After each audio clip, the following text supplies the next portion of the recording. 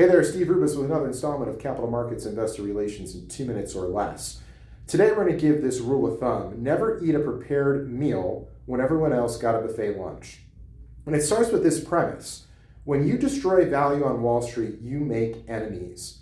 A management team destroying value makes investor enemies, and a sell-side analyst destroying value makes both investor and management team enemies. And the more value destroyed, the more likely you are to get a visit from Scott Stevens' left shoulder in the future. So let's look at my Cerner sell call to illustrate what can go wrong. When I put that sell on Cerner, I pissed off Cerner, I pissed off the buy side, I pissed off the digital healthcare companies that were public that liked me, and I pissed off the investment bank I worked for. Essentially, my sell call was the equivalent of peeing in the pool and signing my own death warrant. Essentially what you got was Cerner plus Steve Rubis equals abusive relationship.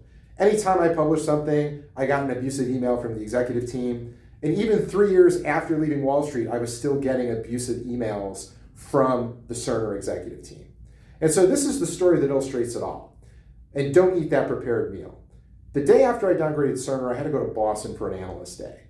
I was late to that analyst day due to travel and all the calls I had to do around the Cerner downgrade. Upon arrival, everyone's eating a buffet lunch. The IR guy gives me a prepared plate of food. We get to the Q&A. The president on stage is giving me the death stare the entire time of the Q&A. I ask a benign question, think nothing of it. By the end of the day, I'm disoriented and not myself. I'm not feeling right. On the flight home, closer to DC, the stewardess thinks I look like death warmed over. Upon getting off the plane at DCA, I have no idea where I am, and I have no idea how to get to my car. I've traveled in and out of DCA for 15 years at this point. I had to do everything I could just to get to a hotel in Roslyn and not the 30 miles to Sterling, Virginia. And what I can say is, the way I felt that night, I never felt that way before that night or after that night.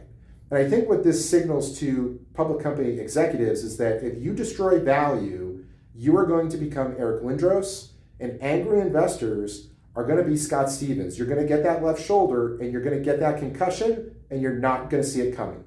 Thanks for watching. Always here to help with your capital markets, investor relations, and corporate finance needs.